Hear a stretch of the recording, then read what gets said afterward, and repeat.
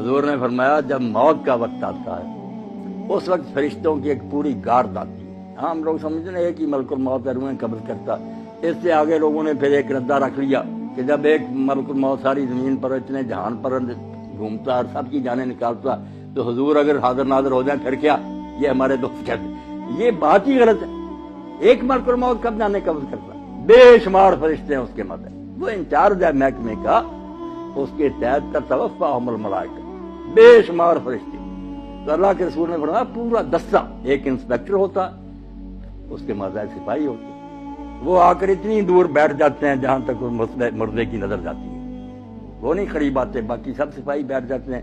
یہ انچارج آتا, اگر وہ نیک ہے اس کے پاس جنت کا خوشبو سے بسا ہوا رومال ہوتا, سنگاتا, اسے اللہ کا سلام کہتا اور کہتا چل اپنے رب کی طرف, تیرا رب تجھ سے خوش ہے, تو اس سے خوش ہے.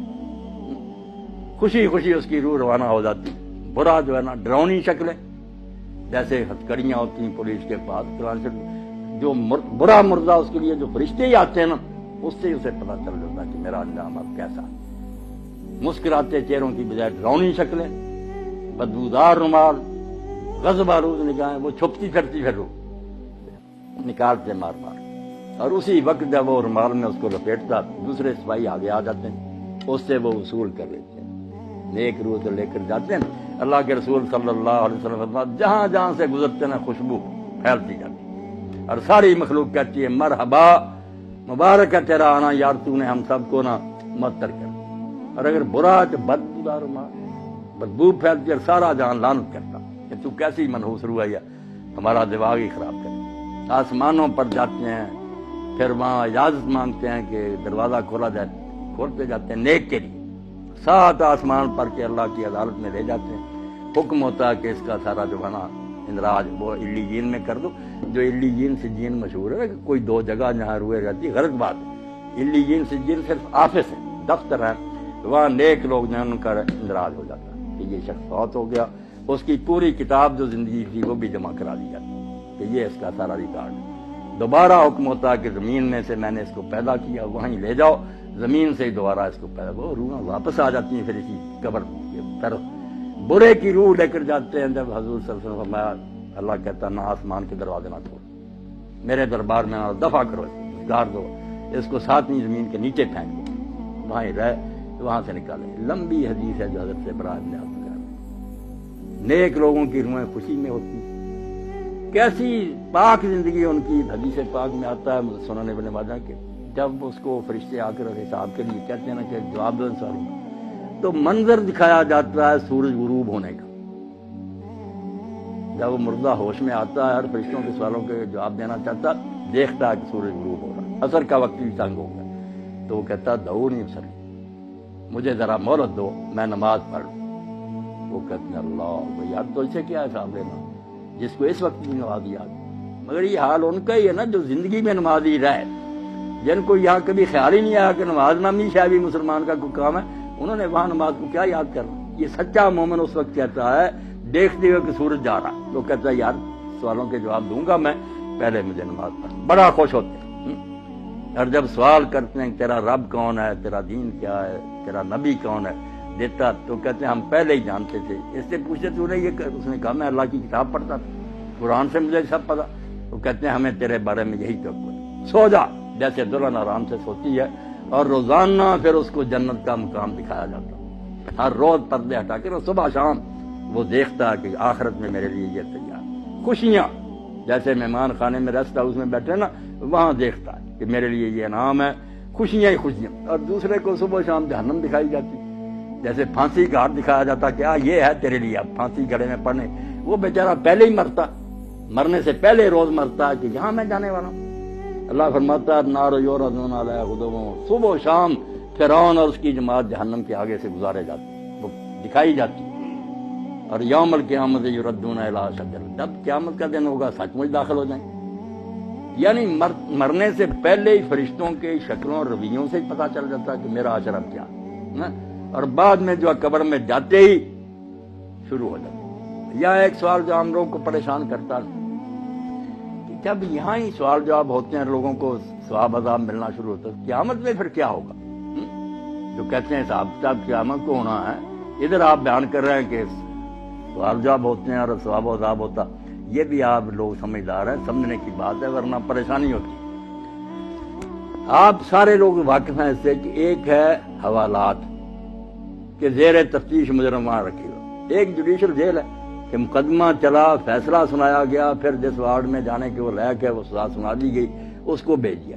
جہنم ہے جوڈیشل جیل، پورا مقدمہ سماعت ہو کے کس قسم کا مجرم ہے کہاں بھیجا جائے، یہ قیامت کے دن ہوگا۔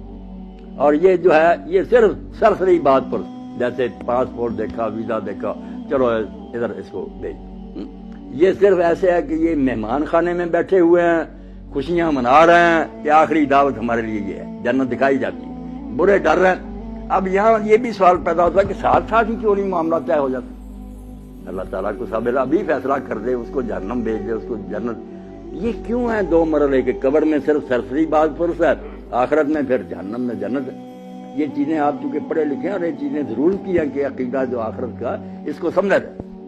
بات اصل میں یہ، اور بڑی نازک بات ہے جو قرآن حدیث نے بتائی، توبہ توبہ ہم اس کی طرف دھیان نہیں کرتے کہ نیکی بدی وہ نہیں جو آپ نے مرنے تک کی، کھاتا آپ کا بند نہیں ہو، آپ مر گئے کھاتا چلتا۔ یہ جب تک یہ کارخانہ سٹاپ نہیں نہ ہوتا، میزان نہیں لگ سکتی کہ میری نیکیاں کہاں کہاں اپنا اثر دکھایا، میری بری مثالوں نے کتنے لوگوں کو گمراہ کیا۔ یہ جب قیامت آئے گی نا، اس وقت ہوگا کہ ڈاکٹر صاحب نے کتنے لوگوں کو دین کی طرف رغبت دلائی، ان کی وجہ سے کتنے لوگ دیندار بنے، انہوں نے اپنی اولاد کو، یہ سارا حصہ قیامت کے دن نکلنا۔ اللہ کہتا ہے نکتب ما قدموا وآثارا، ہم وہ بھی لکھتے ہیں جو زندگی میں تم نے آگے بھیج دیا، اور وہ بھی لکھتے ہیں جو فٹ پرنٹس ہیں، آپ کے قدموں کے نشان رہ گئے نا، اور لوگ اس پر چل رہے ہیں۔ اس لیے اللہ کے نبی علیہ السلام کی نیکیوں کا آپ اندازہ کریں۔ یہ جو ہم کہتے ہیں نا حضور کو یہ ثواب پہنچانا، یہ بہت بعد میں تنگ ذہن والوں نے نکالا۔ رسول اللہ کو پہنچانا کیا؟ جو نیکی امت کرتی ہے نا، میں نے قرآن پڑھا، نماز پڑھی، روزہ رکھا، ہر ایک امتی کے اس عمل میں سے ایک آپ کے کھاتے میں جا رہا ہے، صحابہ کے جا رہا ہے، اماموں، انہوں نے دین ہم تک پہنچایا۔ جو نیکی سکھائے گا، جتنے اس کے بعد جہاں تک وہ چلتی رہے گی اس کو ثواب ملے گا۔ یہ ایسا بینک کا کھاتا ہے جو بند نہیں ہوتا۔ اور برائی بھی اگر آپ نے شروع کر دی کہ اچھا بڑا گاؤں تھا، آپ نے کوئی لڑکی اغوا کر لی، کوئی قتل کر لیا، دشمنیاں ہو گئیں، آگے خون خرابے قیامت تک چل رہے ہیں، تو آپ کو حصہ نہیں ملنا۔ اگر ہٹلر نے جنگ عظیم لگا دی اور ساری مہنگائی ہوگی، دنیا مر گئی، تو اس کو ثواب مل سکتی ہے دنیا میں؟ کون سی عدالت تھی؟ اس کے پاس کتنی زندگیاں تھی کہ اس کو بار بار ایک ایک کے بدلے مرا، لاکھوں تو انسان مرے ہیں۔ اب قیامت کا دن چونکہ وہاں بار بار زندہ ہونا، بار بار مرنا، یہ عدالت نے سنا، اس کو اتنی بار پھانسی دی ہے۔ یہ بیچارے کہتے ہیں قانون کے مطابق اس کو دینی تو چاہیے مگر دے نہیں سکتے، وہاں سچ مچ دی جائے گی۔ تو یہ نیکی اور بدی کا جو لمبا چوڑا تصور ہے کہ نیکیاں بھی جہاں جہاں جا رہی ہیں، یہ بھی آپ کے کھاتے میں پڑی۔ اسی لیے اللہ کے رسول علیہ السلام فرماتے ہیں آدم کا پہلا بیٹا جس نے اپنے بھائی کو قتل کیا، اب جب قتل ہوتا ایک گناہ اس کے کھاتے میں اور قتل کا پڑتا جاتا کہ تو نے یہ سننا شروع کی۔ اگر یہ بد رسم تو شروع نہ کرتا تو کیوں انسانوں میں قتل؟ اب جب تک قیامت نہیں آتی آپ سمجھ گئے کہ کھاتا نہیں پتا چل سکتا کہ اس کی نیکیاں کتنی بنی، برائیاں کتنی بنی۔ اس لیے محتاط رہنا چاہیے کہ میں اپنے طرز عمل سے کہیں اولاد کو گمراہ نہ کر لوں، میرے دوست نہ بگڑ جائیں، میرا خطبہ سننے والے نہ، میں مر جاؤں گا مگر میرے گناہ کی جو گٹھڑی ہے یہ بھاری ہوتی جائے گی۔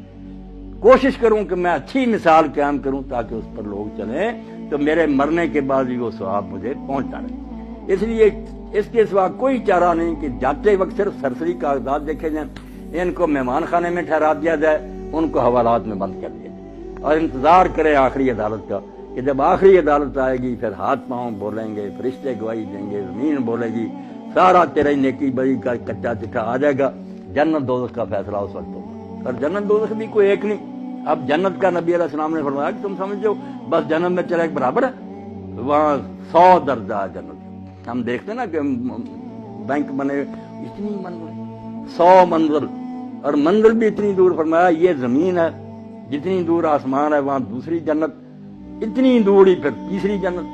100 آسمان زمین جو ہے نا اتنے ہیں، اور سب سے آخری جو ہے وہ فردوس ہے، سب سے آخری، جس میں اللہ کے رسول نے فرمایا اس کی جو چھت ہے